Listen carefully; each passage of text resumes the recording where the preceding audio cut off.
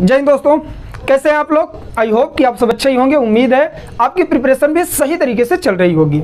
आज सैटरडे का दिन है और शाम के 5 बज रहे हैं और हम लोग कवर कर रहे हैं मॉडर्न हिस्ट्री का हमारा अगला चैप्टर। जी हाँ, प्रत्येक सैटरडे हम लोग सप्ताह में मॉडर्न हिस्ट्री की क्लास को कवर करते हैं। उसके अलावा प्रत्येक दिन संडे को छोड़कर हम लोग सीएनए के नाम से करंट न्यूज़ एनालिसिस अर्थात राष्ट्रीय तथा अंतर्राष्ट्रीय लेवल की खबर के साथ करंट अफेयर की क्लास को अटेंड करते हैं। यदि आप लोग पहली बार आए हैं तो चैनल पर जरूर विजिट करिएगा। हिंदी मीडियम से पूरी की पूरी प्रिपरेशन फ्री ऑफ कॉस्ट यहाँ पर करवाई जा रही है। चलिए चैप्टर पर आते हैं बिना टाइम को वेस्ट किए हुए, क्योंकि आज का जो सेशन है बहुत ही शानदार होने वाला है और आप लोगों के लिए कम से कम 2 से 4 अंक आप लोगों का किसी भी एग्जाम में फिक्स करने वाला है।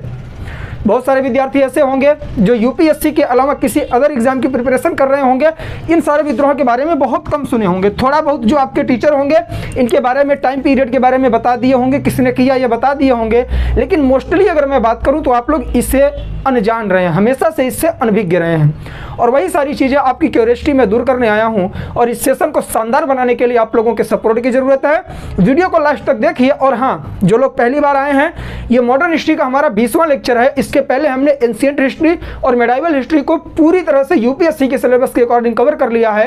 एज द रिवीजन करिए आप लोग, या फिर रिवीजन के अलावा आप लोग क्या कर सकते हैं, अपना शॉर्ट नोट्स भी बना सकते हैं।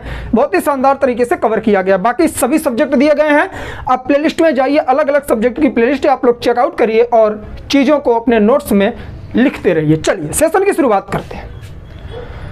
आप लोगों को लगता होगा कि जो 1857 का विद्रोह हुआ भारतीय स्वतंत्रता संग्राम के लिए लोगों का पहला विद्रोह था। ऐसा बिल्कुल भी नहीं है। वही सारी चीज़ें आज आप लोग जानेंगे।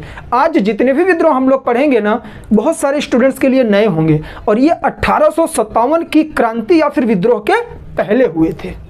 और इन्हीं सब के कारण वो परिस्थितियां क्रिएट हुई, जो ब्रिटिशर्स थे उनके दांत खट्टे हुए। उन्हें लगा कि जनता विद्रोह कर रही है, छोटे छोटे विद्रोह हो रहे थे और उसे दबाते गए वो। और लोगों में एक क्यूरियोसिटी बनती गई कि ये जो ब्रिटिशर्स हैं ये हमारे खिलाफ है, क्योंकि जनता एकजुट हो नहीं पा रही थी। तो इन्हीं सब विद्रोह की वजह से धीरे धीरे प्रत्येक स्टेट में, प्रत्येक रियासत में क्या होने लगा, विद्रोह होने लगा ब्रिटिश जनता के खिलाफ। और ये पूरा का पूरा जो विद्रोह था एक बारूद के ढेर जैसा था। और 1857 का विद्रोह इसमें एक चिंगारी के रूप में आया और ये पूरी तरह से ब्लास्ट हुआ। लेकिन दुर्भाग्यवश हमारे ही भारतवर्ष के कुछ देसी रियासत के राजा, कुछ जमींदार और कुछ हमारे शिक्षित वर्ग के प्रबुद्ध लोग उस समय के, उन्होंने ब्रिटिशर्स का सहयोग किया और 1857 के विद्रोह को दबवा दिया। अन्यथा हम लोग 1857 में ही आज स्वतंत्र हो गए होते। तो हम लोग जानेंगे कि 1857 से पहले कौन कितने विद्रोह हुए और उनके क्या क्या कारण रहे। यूपीएससी और स्टेट पीएससी के प्रीलिम्स में यहाँ से 2 क्वेश्चन आप लोगों के लिए 100% श्योर हैं जो पूछे जाएंगे। वीडियो को सही तरीके से समझने के लिए और मेरे ही साथ याद करने के लिए आप मुझे 20 मिनट दीजिए। 20 मिनट के अंदर पूरे के पूरे सेशन को हम लोग खत्म करेंगे और जानने की कोशिश करेंगे कि क्या क्या नई चीजें हमने सीखी। चलिए आते हैं सबसे पहले विद्रोह पर, जिसका नाम है सन्यासी विद्रोह। 1770 से 1820 के करीब यह चलता है। कहाँ पर? बंगाल में। कई किताबों में आप लोगों को मिलेगा 1763 से लेकर 1800 ईस्वी तक। ठीक, तो टाइम पीरियड पर मत जाइएगा यदि आप स्पेशली यूपीएससी और स्टेट पीएससी की प्रिपरेशन कर रहे हैं। जो फैक्ट एनसीईआरटी में दिया गया है मैं वही लेकर आता हूं, उस पर आप लोग बिलीव करके चलते रहिए मेरे साथ। ठीक, चलिए इसका कारण क्या था? जनता का अत्यधिक शोषण हो रहा था, औपनिवेशिक काल चल रहा था, जायज सी बात है।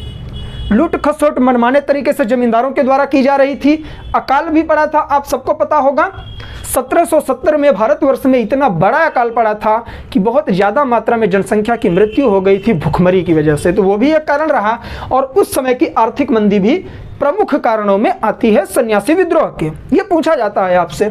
लेकिन तात्कालिक कारण क्या रहा? जैसे कि हम लोगों ने 1857 का विद्रोह पढ़ा तो उसमें हमने प्रमुख कारणों के तहत क्या देखा? राजनीतिक कारण, सामाजिक कारण, आर्थिक कारण, सांस्कृतिक कारण, सभी परिस्थितियों को हम लोगों ने देखा कि 1857 के विद्रोह के प्रमुख कारण क्या थे। लेकिन हमने फिर तात्कालिक कारण भी देखा। तात्कालिक कारण का मतलब है कि विद्रोह शुरू करने के लिए एक, जैसे मैंने कहा, चिंगारी की जरूरत, तो उन लोगों ने चर्बी वाले कारतूस का उपयोग किया और वो तात्कालिक कारण के रूप में निकल के आया।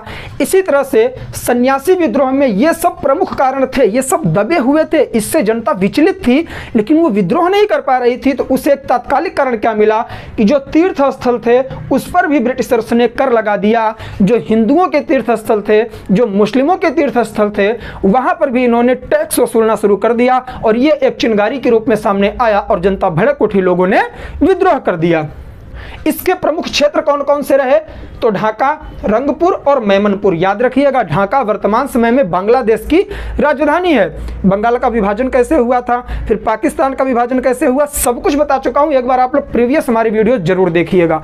जितने लोग नए हैं, इस वीडियो के डिस्क्रिप्शन में लिंक होगी, सभी वीडियोस देखिए और अपना नोट्स प्रिपेयर करिए। मैं गारंटी दे सकता हूं आपको ना तो एनसीईआरटी पढ़नी पड़ेगी और ना ही आपके नोट्स से आपको रिवीजन करना पड़ेगा। जी हाँ, चलिए, इसका नेतृत्व किसने संभाला सन्यासी विद्रोह का?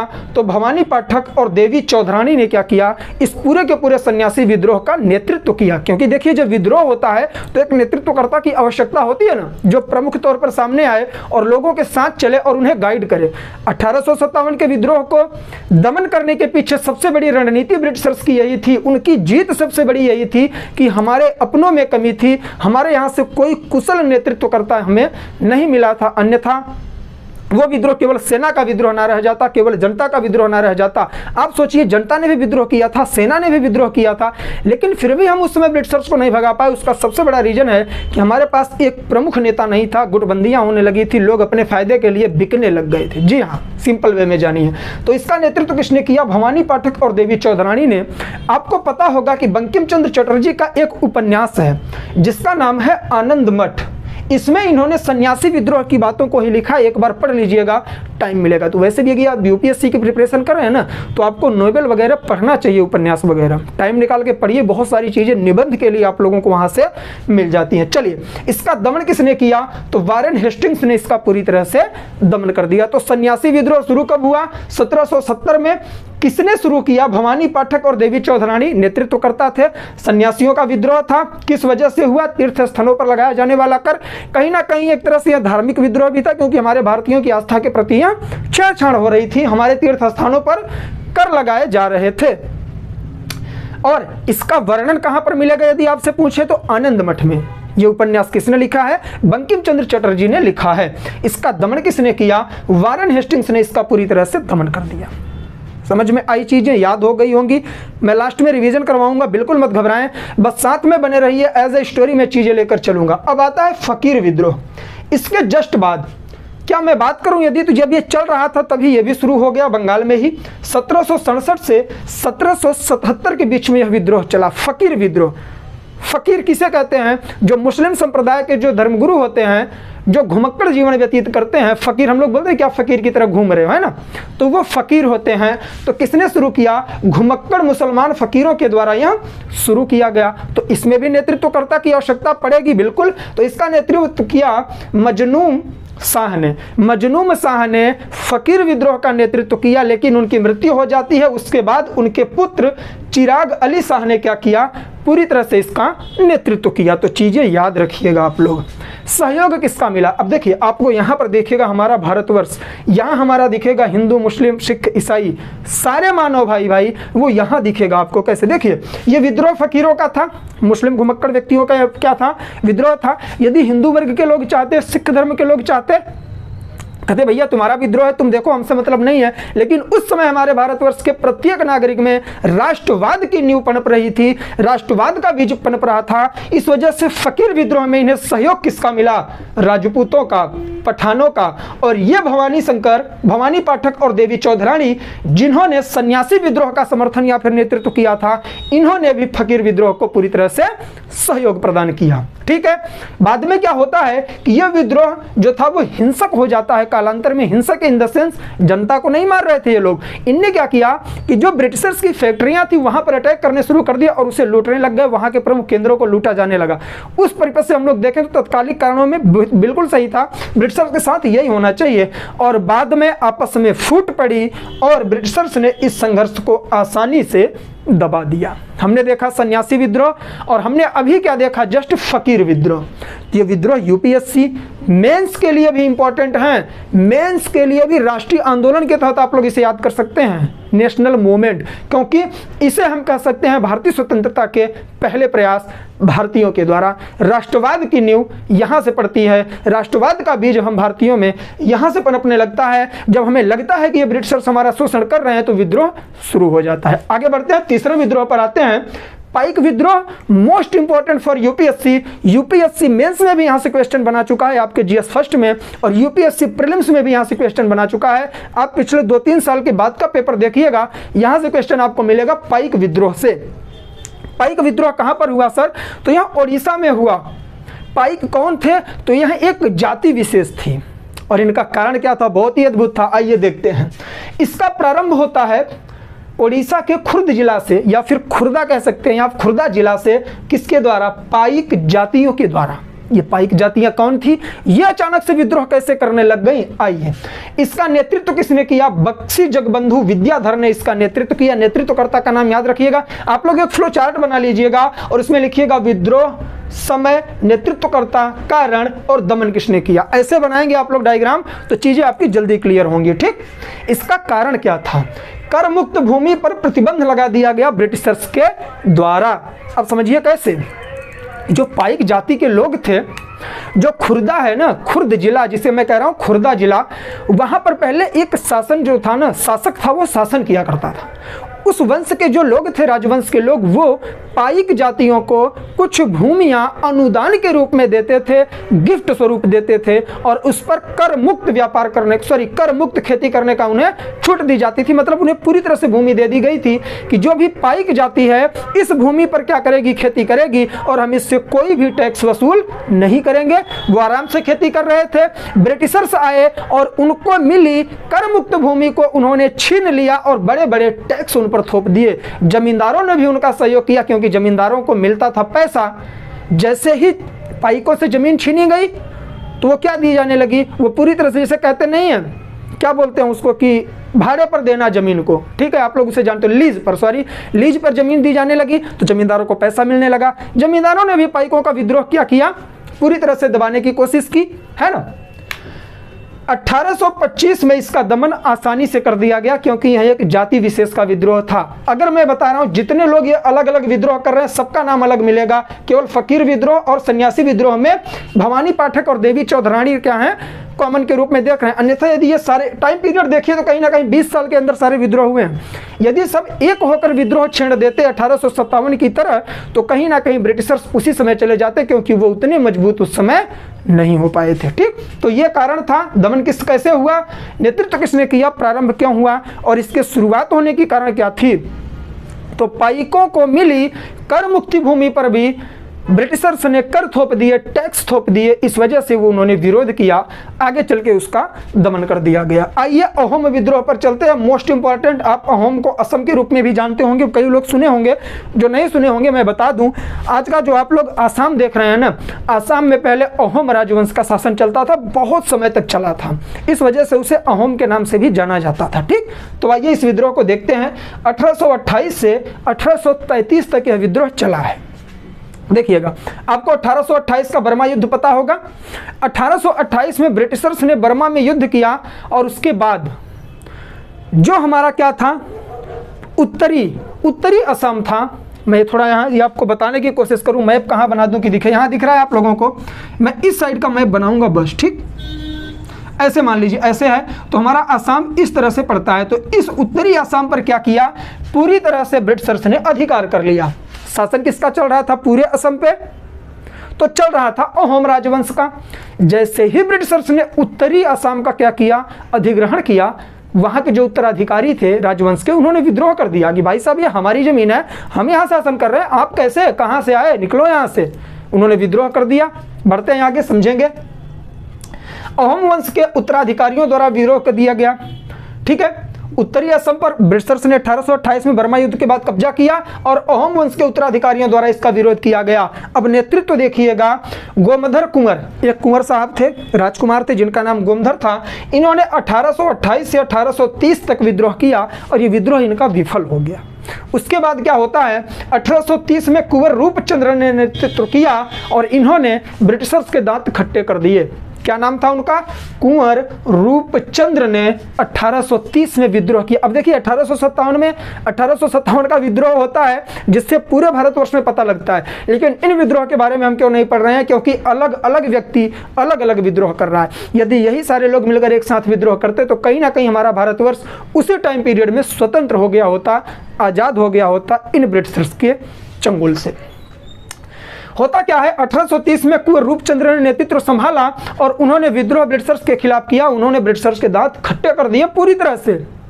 तो वो डर से गए, उन्हें लगा कि आगे चल के अशांति ना आ जाए, शांति भंग ना हो जाए, अभी हम अपनी नींव बना ही रहे हैं भारत में स्थापित होने के लिए सही तरीके से।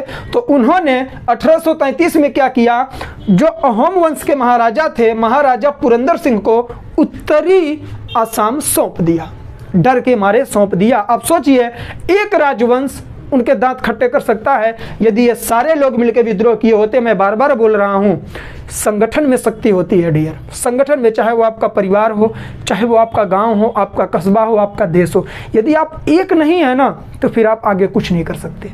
आपको एक होना पड़ेगा और एक होने के लिए आपको यहाँ से स्ट्रांग होना पड़ेगा, यहाँ से स्ट्रांग होना पड़ेगा, हर तरह से स्ट्रांग होना पड़ेगा। ये ना चले, लेकिन इसका जिस दिन आपने उपयोग करना शुरू कर दिया ना, उस दिन आप लोग स्ट्रांग हो जाएंगे। इधर होता है क्या? हाँ, इधर होता है। ठीक, चलिए कोई बात नहीं, थोड़ा इमोशन में ना फ्लो में सारी चीज़ें निकल जाती हैं। चलिए आगे बढ़ते हैं। तो होता क्या है, अहोम विद्रोह भी समाप्त हो जाता है। क्यों? क्योंकि ब्रिटिशर्स डर गए। यही एक ऐसा विद्रोह है जिसमें ब्रिटिशर्स डर गए और विद्रोह को खुद ही समाप्त कर दिया। क्यों? क्योंकि उत्तरी असम को इन्होंने महाराजा पुरंदर सिंह को वापस कर दिया। फिर होता है फरेजी विद्रोह। ठीक है, फरेजी विद्रोह को थोड़ा हम लोग जानते हैं। 1838 से 1857 में कहाँ पर हुआ? बंगाल में। आप देखेंगे ना, जो मोस्टली विद्रोह हो रहे हैं वो बंगाल में हो रहे हैं। उसका कारण क्या है? क्योंकि ब्रिटिशर जब भारत में आए तो उन्होंने बक्सर की लड़ाई लड़ी, है ना। उन्होंने फिर किसकी लड़ाई लड़ी? माफ़ करिएगा, 1757 के करीब उन्होंने क्या किया, टाइम पीरियड में मिस कर रहा हूँ, आप लोग बताइएगा। ठीक है, पहले उन्होंने बक्सर की लड़ाई लड़ी, फिर उन्होंने प्लासी का युद्ध लड़ा। जैसे ही वो प्लासी के युद्ध में क्या होते हैं, विजयी होते हैं, तो वो क्या करते हैं, बंगाल, बिहार और उड़ीसा में क्या करते हैं, अपनी दीवानी स्थापित कर लेते हैं। वहाँ की ज़मीन पर कर मुक्त व्यापार करने लग जाते हैं और इलाहाबाद की संधि होती है 1765 में। जी हाँ, 1757 में होती है बक्सर का युद्ध और 1764 में होता है किसका युद्ध? प्लासी का युद्ध। दोनों में उन्हें विजय मिलती है और वो पूरी तरह से भारत पर अब शासन करने लग जाते हैं। तो टाइम पीरियड मोस्टली उधर का ही है। आप देख लीजिए, कहाँ से देख रहे हैं, 1828, 1838, 50-60 वर्ष का गैप है। बाकी ये सारे विद्रोह उसी समय के हैं, 1767, 1777, है ना। तो वो क्या कर रहे हैं, पूरी तरह से अब कब्जा कर रहे हैं। ठीक, महाराजा पुरंदर सिंह को इन्होंने दे दिया। और बंगाल में विद्रोह होने के सबसे बड़े कारण यही है कि स्टार्टिंग में उन्होंने कलकत्ता को ही अपनी राजधानी भी बनाई थी। 1911 में भारत की राजधानी नई दिल्ली रखी गई है। ठीक, चलिए आगे बढ़ते हैं। कोशिश करता हूं कि पुरानी चीज़ें भी मैं आप लोगों की रिवाइज करवा सकूं, और यही मेरा मेन पर्पज होता है, क्योंकि सिर्फ आके लेक्चर देना आप लोगों के लिए एनफ नहीं होता। इतने कंटेंट में क्या होगा, कुछ नहीं होगा, आप लोग रिवाइज कर सकते हैं बस। लेकिन जो नए विद्यार्थी हैं, यदि मैं स्टोरी नहीं सुनाऊंगा, इसके पीछे का कारण नहीं बताऊंगा, तो मुझसे रिलेट नहीं कर पाएंगे। आप लोग कर रहे हैं कि नहीं, कमेंट करके जरूर बताइएगा। चलिए, फरेजी विद्रोह 1838 से 1857 में बंगाल में होता है। प्रारंभ किया शरीयतुल्लाह ने। शरीयतुल्लाह नामक व्यक्ति ने इसका नेतृत्व संभाला, लेकिन उनके बाद इसका विस्तार किसने किया? उनके पुत्र मोहसिन ने, जिन्हें दादू मियाँ के रूप में जाना जाता है। ये पूछा गया है यूपीएससी के प्रीलिम्स में। माफ करिएगा, सॉरी,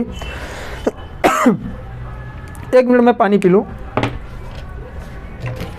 तब तक आप लोग क्या करेंगे, कमेंट करेंगे, रिवाइज करेंगे। बहुत तेजी से बोलना पड़ता है डियर आप लोगों के लिए। कोशिश रहती है कि एनर्जी मेरी कहीं से भी कहीं तक लो ना लगे आप लोगों को। ठीक, चलिए, फरेजी विद्रोह हम लोग देख रहे हैं। प्रारंभ शरीयतुल्लाह ने किया और विस्तार इनके पुत्र किसने? दादू मियाँ ने किया, जिन्हें मोहम्मद मोहसिन कहा जाता था। विद्रोह क्या था? इसके जो विद्रोही थे वो परिवर्तनवाद के पूर्ण समर्थक थे। परिवर्तनवाद क्या है सर? आर्थिक, सामाजिक और राजनीतिक रूपों में आप परिवर्तन करिए, ब्रिटिशर से कह रहे हैं, लेकिन आप हमारा शोषण मत करिए। इन्होंने विरोध किस चीज़ का किया? अंग्रेजों को बंगाल से भगाने की बात की और जमींदारों का अत्याचार कम करने के लिए इन्होंने विद्रोह किया। जमींदार बहुत ज़्यादा मात्रा में टैक्स वसूल रहे थे इन लोगों से, है ना। तो ये विद्रोह कौन सा हुआ? फरेजी विद्रोह, जो बंगाल में हुआ। लास्ट में रिवाइज करवाऊंगा, 2 मिनट के अंदर चीज़ें याद करवाऊंगा, बस सुनते रहिए मुझे। फिर होता है गडकरी विद्रोह, जो 1844 में होता है महाराष्ट्र के कोल्हापुर में। गडकरी, आपने देखा होगा, नितिन गडकरी, जो हमारे इसमें सड़क परिवहन राजमार्ग मंत्री हैं, है ना। तो गडगरी क्या थी? उस समय गडगरी एक जाति थी जो मराठों के किलों में, मराठा के जो पेशवा हुआ करते थे, उनके जो फोर्ट होते थे, किला होते थे, राजमहल होते थे, भवन होते थे, उसमें ये वंशानुगत रूप से सैनिक के रूप में अपना रोल प्ले करते थे। भाई मराठों के साथ भी इन्होंने युद्ध किया, आंग्ल मराठा युद्ध हुआ, उसमें पराजित हुए मराठे, तो उन लोगों ने भी विद्रोह किया क्योंकि उनकी भी सत्ता छीनी गई और उनके अधिकार भी छीने गए। जाहिर सी बात है, आप किसी के गुलाम हैं, आप किसी के भरोसे रहते हैं और जिसके भरोसे आपके मालिक पर ही कोई अटैक करके उसे पराजित कर दे तो आपका तो रोटी पानी बंद हो जाएगा ना। तो वही इनके साथ हुआ, तो इन्होंने भी विद्रोह किया। गडगरी क्या थे? मराठों के किलों में काम करने वाले वंशानुगत सैनिक थे। इसका नेतृत्व किसने किया? गडगरी विद्रोह का दाजी कृष्ण पंडित ने। ठीक, विद्रोह इतना प्रबल रहा कि इन्होंने समनगढ़ तथा भूदरगढ़ किलों पर विजय प्राप्त कर लिया। क्यों? अब देखिए क्यों, क्योंकि ये सैनिक थे, ये युद्ध कौशल में निपुण थे और ब्रिटिशर्स के दांत इन्होंने खट्टे कर दिए, 2 किले इन्होंने जीत लिए। अब देखिए दमन हो जाएगा इनका, अत्यंत संघर्षपूर्ण रहा। लेकिन मैं यदि आप लोगों से बात करूं कि यही सैनिक यदि अहोम के सैनिकों के साथ मिल गए होते 1828 1844 में, ज्यादा फर्क नहीं है डियर। यदि सारे एक होके लड़ गए होते तो ब्रिटिशर्स भारतवर्ष से भाग गए होते, है ना। मतलब क्या ही बोलूं मैं, खेद होता है इस चीज पर। इनका भी दमन हो गया। फिर आप आते हैं कहाँ? दक्षिण भारत में आइए, साउथ इंडिया में आइए। कर्नाटका में कित्तूर चेन्नम्मा का विद्रोह होता है 1824 से 1829 के बीच में। क्यों होता है? कित्तूर के एक राजा थे जिनका नाम था मल्ला सरजा। मल्ला सरजा नामक राजा थे कित्तूर के। अचानक उनकी मृत्यु हो जाती है। तो जाहिर सी बात है, जब शासक की मृत्यु होती है तो उसका जो पुत्र होता है, राजकुमार होता है, उसे राजपाट सौंपा जाता है। लेकिन इन ब्रिटिशर्स ने क्या किया? उन्हें राजपाट नहीं दिया, उन्हें सत्ता से विमुख कर दिया। राजा के पुत्र को, राजा के उत्तराधिकारी को सत्ता से विमुख कर दिया गया। तो वहां की जनता ने भी विद्रोह किया। उससे पहले राजा की जो विधवा पत्नी थी चेन्नम्मा ने क्या किया? विद्रोह कर दिया ब्रिटिशर्स के खिलाफ। आइए जानते हैं, इनका नाम याद रखिएगा चेन्नम्मा का, ये पूछा जाता है यूपीएससी में। ठीक, फिर क्या होता है? 1824 में विद्रोह का पूर्णतः दमन कर दिया गया क्योंकि जो राजा की विधवा चेन्नम्मा थी ये उतनी प्रबल नहीं थी, उतनी युद्ध में निपुण नहीं थी, नीतियों में निपुण नहीं थी कि ये ब्रिटिशर्स के दांत खट्टे कर सके। लेकिन इन्होंने विद्रोह किया तो हम लोग मानेंगे कि एक साहसी महिला थी। लेकिन 1824 में विद्रोह का दमन किया गया ब्रिटिशर्स के बाद, परंतु ये शांत नहीं बैठी। इन्होंने फिर क्या किया? 5 साल बाद 1829 में चेन्नम्मा ने अपने गवर्नर रयन्ना के साथ मिलकर पुनः विद्रोह शुरू कर दिया। आगे चलकर क्या होता है कि रानी चेन्नम्मा को कैद कर लिया जाता है और चेन्नम्मा विद्रोह जो कित्तूर का था पूरी तरह से शांत पड़ जाता है, उसका दमन हो जाता है। तो आज हम लोगों ने, अगर मैं आपसे बात करूं तो 1 2 3 4 5 6 7 विद्रोह हम लोगों ने आज समझा। अगला वीडियो जो आएगा ना, उसमें हम लोग जातीय विद्रोह पर चलेंगे, अन्य संस्थानों के विद्रोह पर चलेंगे। अभी आपको 10 से 12 विद्रोह और मिलेंगे। एक वीडियो में पॉसिबल नहीं था, इसलिए मैं सोच रहा हूँ अगले वीडियो में उसे मैं कवर करवाऊँ, लेकिन विद्रोह जरूर देखिएगा। मैंने बात की थी कि लास्ट में याद करवाऊंगा।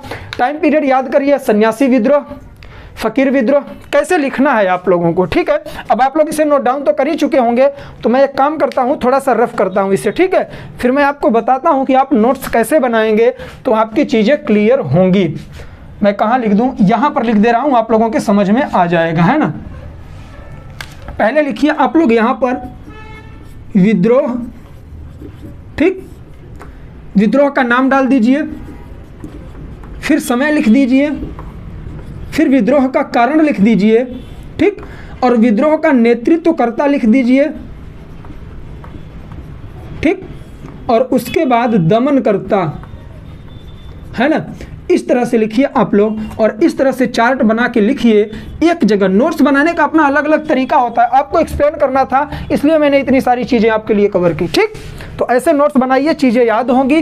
बाकी कुछ भी नहीं है, सिर्फ इतनी चीज़ें आपको याद हो जाएं, यूपीएससी के प्रीलिम्स में आप 2 से 3 मार्क्स अपने सिक्योर कर देंगे। तो चलिए आज का वीडियो बस इतना ही। उम्मीद है पसंद आया होगा, और यदि वीडियो पसंद आया हो तो वीडियो को लाइक करिएगा, दोस्तों में शेयर कर दीजिएगा। नए हैं तो चैनल को दबा के लाल वाली बटन सब्सक्राइब करिएगा, और अपने दोस्तों को बताइएगा कि जी हाँ, यूट्यूब पर एक ऐसा प्लेटफॉर्म है जहाँ पर पूरी प्रिपरेशन फ्री ऑफ कॉस्ट करवाई जा रही है, सिर्फ आप लोगों के लिए। चलिए तो विदा लेते हैं, मिलेंगे हम लोग मंडे के दिन सुबह 7 बजे सीएनए के साथ। सीएनए का सेशन लेना ना भूलें। और जो लोग टेलीग्राम का ग्रुप नहीं ज्वाइन किए हैं, वीडियो के डिस्क्रिप्शन में लिंक मिलेगी, या फिर आप जाइए टेलीग्राम में सर्च करिए स्टडी विथ आशु। अपने ही चैनल का लोगो आपको दिखेगा SWA के नाम से, स्वा के नाम से SWA। आप लोग उसे देखिए, कोई भी कॉपी नहीं है क्योंकि अभी इतना बड़ा चैनल है ही नहीं। आप लोग जाइए, 50 के करीब मेंबर अभी उसमें हैं जिस दिन मैं ये वीडियो शूट कर रहा हूँ। ठीक, ऐसा मत सोचिएगा 2 साल बाद वीडियो देखिए तो उतने ही लोग होंगे, है ना। तो आप लोग उसे जाकर उस चैनल को भी सब्सक्राइब करिए। टेलीग्राम का ग्रुप है, ज्वाइन करिए। सभी कंटेंट PDF के रूप में वहाँ प्रोवाइड किया जा रहा है। तो चलिए आज के लिए बस इतना ही, मिलेंगे मंडे को सीएनए की क्लास में। तब तक के लिए जय हिंद, जय भारत, बाय बाय। आप लोग अपना ख्याल रखें और इसी तरह से प्रिपरेशन करते रहें।